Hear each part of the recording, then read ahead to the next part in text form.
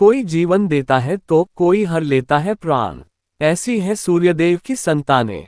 सूर्यदेव की संज्ञा और छाया नाम की 2 पत्नियां और 10 संतानें हैं।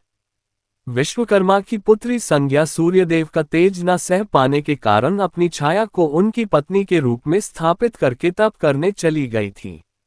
लंबे समय तक छाया को ही अपनी प्रथम पत्नी समझकर सूर्यदेव उनके साथ रहते रहे। संज्ञा से सूर्यदेव को 6 संतानें हुई जबकि छाया से उनकी 4 संतानें थीं। सूर्यदेव के संतान के नाम यमराज, यमुना, वैवस्वत मनु, शनि, तप्ती, भद्रा, सवर्णी मनु, अश्विनी कुमार, रेवंत। यम, धर्मराज या यमराज सूर्य के सबसे बड़े पुत्र और संज्ञा की प्रथम संतान हैं, जिन्हें यमराज के नाम से जाना जाता है। यमराज दक्षिण दिशा के लोकपाल कहे जाते हैं और मृत्यु के देवता माने जाते हैं।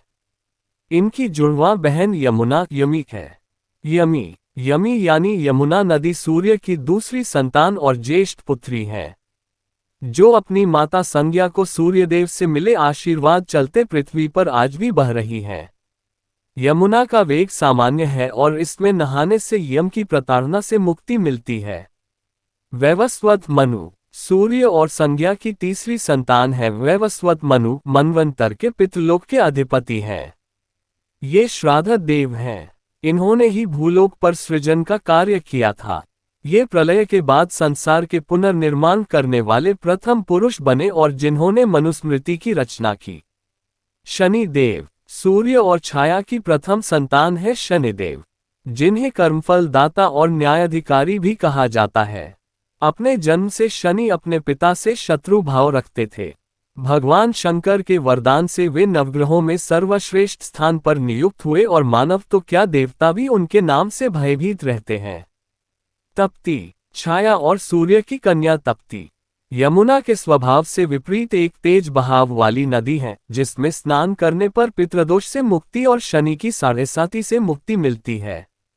तप्ती का विवाह अत्यंत धर्मात्मा सोमवंशी राजा संवरण के साथ हुआ। कुरुवंश के स्थापक राजर्षि कुरु इन दोनों की ही संतान थे, जिनसे कौरवों की उत्पत्ति हुई। भद्रा सूर्य और छाया पुत्री विष्टि भद्रा नाम से नक्षत्र लोक में प्रविष्ट हुई। भद्रा काले वर्ण, लंबे केश, बड़े बड़े दांत तथा भयंकर रूप वाली कन्या है। भद्रा गधे के मुख और लंबे पूंछ और 3 पैर युक्त उत्पन्न हुई। शनि की तरह ही इसका स्वभाव भी कड़क बताया गया है। उनके स्वभाव को नियंत्रित करने के लिए ही भगवान ब्रह्मा ने उन्हें कालगणना या पंचांग के एक प्रमुख अंग विष्टिकरण में स्थान दिया है। सवर्णी मनु सूर्य और छाया की चौथी संतान है सवर्णी मनु। वैवस्वत मनु की ही तरह वे इस मनवंतर के पश्चात अगले यानी 8वें मनवंतर के अधिपति होंगे। अश्विनी कुमार संज्ञा के बारे में जानकारी मिलने के बाद अपना तेज कम करके सूर्यदेव घोड़ा बनकर उनके पास गए। संज्ञा उस समय अश्विनी यानी घोड़ी के रूप में थी। दोनों के संयोग से जुड़वां अश्विनी कुमारों की उत्पत्ति हुई, जो देवताओं के वैद्य हैं। रेवंत सूर्य की सबसे छोटी और संज्ञा की 6ठी संतान है रेवंत, जो उनके पुनर्मिलन के बाद जन्मी थी। रेवंत निरंतर भगवान सूर्य की सेवा में रहते हैं।